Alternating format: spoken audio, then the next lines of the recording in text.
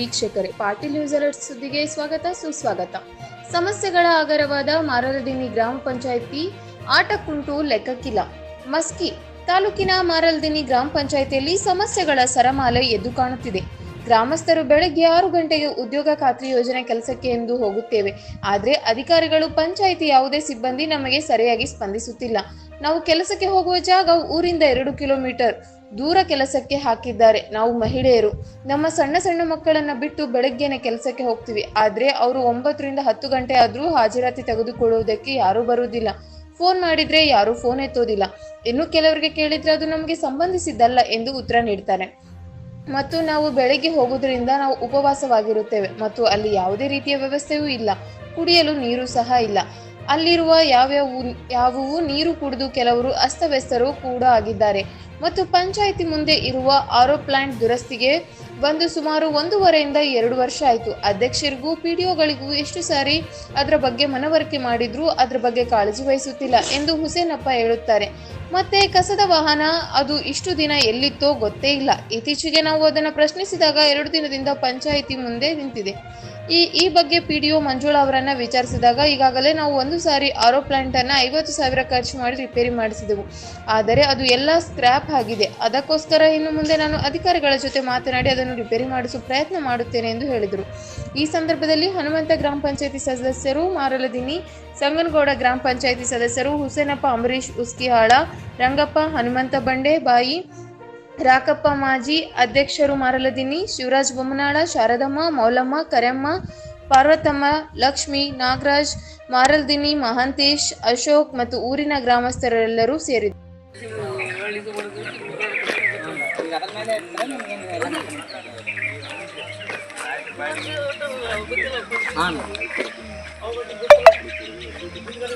Madam ಹೇಳ್ಬಿಟ್ರಿ ನಿಮ್ಮ decision ಏನೀಗ? ಏನು ಮಾಡ್ತೀರಿ? ಸಮಸ್ಯೆ ಏನು ಪರಿಹಾರ ಹೇಳ್ತೀರಿ ಈಗ?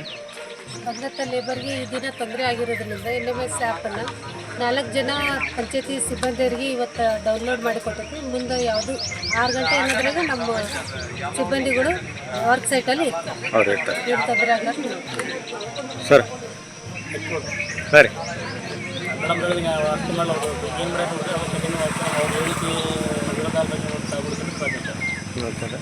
ಮತ್ತೆ ನಂತರ ಮನೆಯವು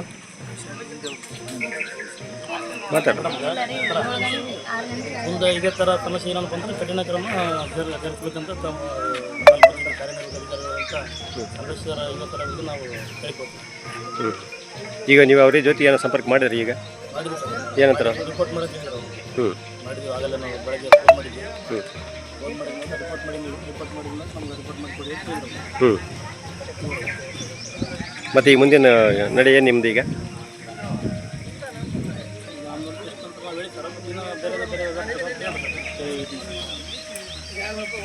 ಹೇಳಪ್ಪ.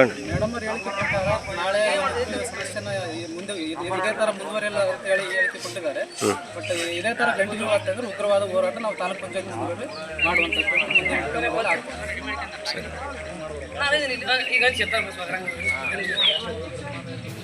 ಇವಾಗ ಅವರು ಒಂದು ವಾರದೊಳಗೆ ನಿಮ್ಗೆ ಗಡುವು ಕೊಟ್ಟಾರೆ. ಅಕಸ್ಮಾತ್ ವಾರದೊಳಗೆ ಮಾಡಲಿಲ್ಲ ಅಂದರೆ ಮತ್ತೆ ಪಂಚಾಯತ್ ಕೀ ಹಾಕು ಅಂತ ಹೇಳಕತ್ತಾರೆ ಅವರು. ಮತ್ತೇನಂತೀರಿ?